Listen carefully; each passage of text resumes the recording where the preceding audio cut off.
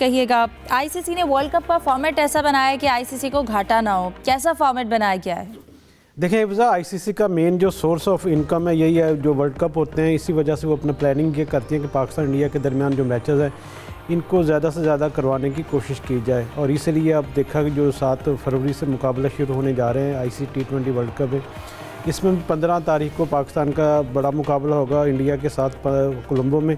इसके लिए तकरीबन जो टिकट्स उसकी फ़रोख्त भी अब चंद दिनों में शुरू होने वाली है। और मैं समझता हूँ कि पाकिस्तान की जो फैंस हैं वो भी चाहेंगे कि इंडिया के साथ जाकर मैच खेलें, वहाँ पर इनको देखें खेलते हुए और पाकिस्तानी टीम को सपोर्ट करें, क्योंकि पाकिस्तानियों के लिए एक ही मैच होता है पूरे टूर्नामेंट में, होता है इंडिया के साथ। तो पिछले जो एशिया कप में उसमें हम अच्छा परफॉर्म नहीं कर पाए, लेकिन अब चूँकि पाकिस्तान की टीम ने होम सीरीज़ में काफ़ी अच्छी परफॉर्मेंस दी है और टीम इंतज़ामिया खिलाड़ी उनके एतमाद में भी इजाफा हुआ है, तो होप्स हो कि अब पाकिस्तान की टीम अच्छा परफॉर्म करेगी। और आईसीसी की भी ये चाहेगी कि पाकिस्तान इंडिया के दरमियान अच्छा कांटे का मैच हो, और वो भी ये चाहते हैं कि इस बार पाकिस्तान की टीम बनाए, दोबारा अगर चांस मिले तो फिर सेमीफाइनल या फाइनल में पाकिस्तान और इंडिया को दोबारा टाकरा हो। सही। सलीम साहब कहिएगा, पाकिस्तान का सुपर 8 तक पहुंचने का इम्कान जो है वो कितना रोशन है?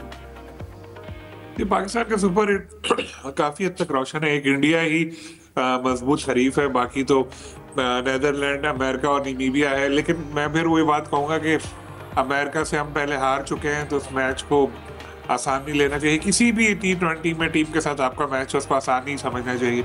यूजुअली होता यही है कि आईसीसी जब बनाता है फॉर्मेट, इसका ऐसे ही रखा होता है, इंडिया पाकिस्तान एक साथ हो और दूसरा बाकी टीमें हल्की हों, ताकि ये दोनों टीमें अगले राउंड में चले जाएं। लेकिन फिर भी कभी कभी मसाइल हो जाते हैं, पाकिस्तान को जैसे रह गई थी।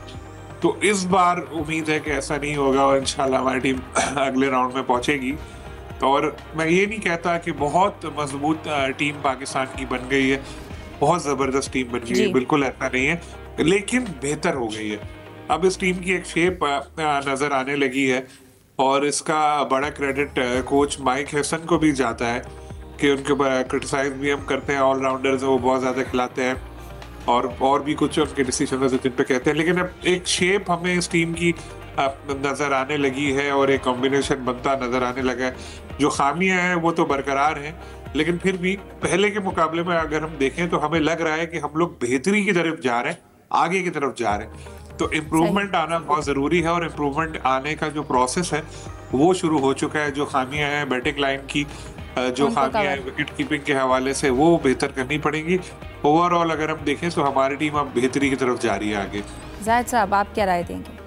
देखें, क्योंकि वर्ल्ड कप जो 24 था 24, तो उसमें आईसीसी की अपनी रिपोर्ट के मुताबिक जो है ना आईसीसी को घाटा पड़ा था। लेकिन जो एक मैच था पाकिस्तान और भारत का, तो उसने वहाँ पे रिकॉर्ड तोड़ बिजनेस किया था। उन्होंने जिस मकसद के लिए आईसीसी ये इवेंट करवाती है ताकि फ़ंड जनरेट कर सके और कमाई कर सके, यही सामने रखते हुए उन्होंने कम अज़ कम, मेरा ख्याल है, पाकिस्तानी टीम जो जिसके बारे में कहा जाता है कि कोई पता नहीं है कौन सा मैच जीत जाए और अचानक जो है कमज़ोर टीम के ख़िलाफ़ मैच हार जाए, तो शायद इसी को पेश नज़र रखते हुए और निस्बतन हमेशा की तरह ही पिछली दफ़ा, क्योंकि USA में ही मैच हुआ था और अमेरिका में डैलस में वो मैच था जहाँ पे पाकिस्तान हार गया था, और इस तरह से USA के साथ नामीबिया और नीदरलैंड की टीमें मौजूद हैं। बज़ाहिर तो ऐसा लगता है कि बहुत बड़ा अपसेट ना हुआ तो पाकिस्तान और इंडिया ही सुपर 8 में पहुंचेंगे। और इंडिया के साथ मैच जिसका बार बार हम जिक्र भी करते हैं और जिसको मैचों का तमाम जो है मदर ऑफ ऑल मैचेस कहा जाता है, इंडिया की टीम बहुत अच्छी है, T20 की टीम ज़ाहिर है टेस्ट टीम से बड़ी मुख्तलिफ है।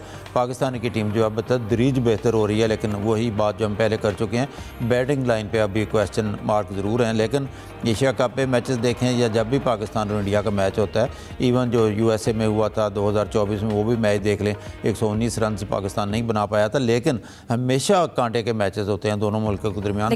पाकिस्तान को मेंटल टफनेस का मुजाहरा करना होगा पाकिस्तानी प्लेयर्स को, जिसमें शदीद कमी दिखाई देती है। जब प्रेशर पड़ता है पाकिस्तानी प्लेयर्स पे, फिर पाकिस्तानी प्लेयर्स के ज़रा हाथ मुँह फूल हो जाते हैं और इनका इम्तिहान शुरू हो जाता है। जाहिद साहब, एशिया कप में भी जो हमारी टीम थी, हमने ऑलमोस्ट वही जो है वो आगे कैरी किया है, बाबर की उसके अंदर इजाफा हुआ है, लेकिन इतनी वाज़ेह चेंजेस तो नहीं किया हमने ओवरऑल टीम में।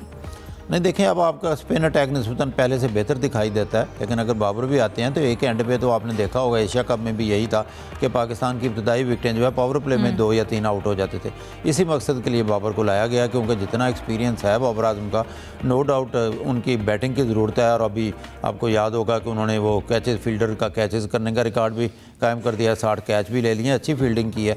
ओवरऑल देखा जाए तो यहाँ भी बाबर आजम ने उन पर एक जिम्मेदारी आयद होती है, और यही प्रूफ आगे चल के शायद आप जिक्र भी करेंगे रोहित शर्मा और कोहली ने दिया कि एक्सपीरियंस का कोई मुतबादल नहीं होता, लेकिन उनको अपनी जिम्मेदारी का एहसास ज़रूर करना पड़ेगा। जब फैंस तालियां बजाते हैं और वो डक पे आउट हो जाते हैं तो वो फिर भी उसकी तस्वीरें लहरा रहे होते हैं। इस प्रेशर से भी निकलें बाबर आजम और टीम को साथ लेकर चलें, तो यही टीम की ज़रूरत है, वक्त का तकाज़ा है। बिल्कुल, जैसा कि यूसुफ ज़ैद साहब ने भी जिक्र किया है, अगर हम भारत और जनूबी अफ्रीका के हाई स्कोर मैच की बात करें, इसमें कई रिकॉर्ड्स भी बने हैं और एक तरह से इंडिया ने जो टेस्ट का बदला है वो वनडे का मैच साउथ अफ्रीका को हरा कर ले लिया। देखें, इतनी तौर पर जीत तो इंडिया की हुई है, लेकिन इसको हम ज़हनी तौर पर हार नहीं कह सकते साउथ अफ्रीका की, क्योंकि उन्होंने बड़ा टफ मुकाबला किया उनका। और मैं ख़ास तौर पर दाद दूंगा मैथ्यू को, जिन्होंने 32 स्कोर किया, मार्को जॉनसन ने 69 रन की इनिंग्स खेली, कार्वर बोश ने अच्छी बैटिंग की, और कदरे टोनी डिरोजी ने भी अच्छी अपनी थोड़ा साथ दिया उनका। लेकिन क्योंकि एक बड़ा टफ टाइम होता है जब आप स्कोर करते हैं, उस चेज़ करने की तरफ जाते हैं, तो 350 रन का हदफ कोई आसान हदफ नहीं था। लेकिन जिस तरह 11 रन पर 3 विकेटें गंवाने के बाद इन बल्लेबाजों ने अपनी ज़िम्मेदारी का मुजाहरा किया और ये साबित किया कि अगर हालात का मुकाबला किया जाए, सिचुएशन के मुताबिक प्लानिंग की जाए, पार्टनरशिप कायम की जाए, तो मिडिल ऑर्डर भी चल सकता है, किसी भी टीम को हराया जा सकता है। तो ये उन्होंने साबित किया कि वो आसान हरीफ नहीं है इंडिया के लिए। यकीनी तौर पर इंडिया की अपनी सरजमीन थी, अपना उनका क्राउड थे, वहाँ पर उनको सपोर्ट उनकी हासिल थी। और ख़ास तौर पर चूँकि उनके पास विराट कोहली का भी अब वहाँ मौजूद थे और रोहित शर्मा भी मौजूद थे, उनके आने से उनकी जो प्लानिंग वो थोड़ी बेहतर दिखाई दे रही है, क्योंकि सीनियर जब आते हैं वो अपना उनका तजर्बा उसमें शामिल करते हैं, तो उससे टीम को कामयाबी भी यकीनी तौर पर मिलती है। और यही कुछ इंडिया ने भी साबित किया। और इसमें विराट कोहली का भी यकीनी तौर पर आप जिक्र करना चाहेंगे, जिनकी 135 रन की उन्होंने शानदार इनिंग्स खेली, और उसने ये साबित किया कि जो फॉर्म है वो तो आनी जानी चीज़ है, लेकिन क्लास है जो हमेशा वो कायम रहती है। और यही उस क्लास उन्होंने विराट कोहली ने भी साबित की, बहुत से उन्होंने रिकॉर्ड भी इस मैच में बनाए। तो इस हवाले से, क्रिकेट के हवाले से एक अच्छा मैच था, इसमें बहुत सी चीज़ें हुई और शायकीन ने खूब इंजॉय किया। बिल्कुल सलीम साहब, हाई स्कोरिंग मैच था, एक बहुत अच्छा मैच हुआ। विराट ने सचिन का रिकॉर्ड तोड़ा, रोहित शर्मा ने छक्कों में शाहिद अफरीदी का रिकॉर्ड तोड़ा। ओवरऑल मैच के हवाले से क्या कमेंट करेंगे? देखें, ओवरऑल यही था कि यही बातें होने लगी जैसे पाकिस्तान में होता है कि जो प्लेयर नहीं होता है कि उसको वापस लाओ। अब ये बातें हो रही थी कि इनको, रोहित को और कोहली को टेस्ट में भी वापस आना चाहिए, रिटायरमेंट जहाँ लिए वापस आए। लेकिन वो कोहली ने तो वाज़ेह कर दिया कि वो एक ही तर्ज के क्रिकेट खेलते रहेंगे।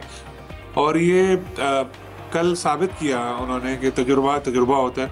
जिस तरह की बैटिंग की कोहली ने और रोहित ने भी 50 बनाई, तो दोनों सीनियर्स अपना एक टीम को लेकर चले और 349 तक स्कोर उन्होंने पहुंचाया।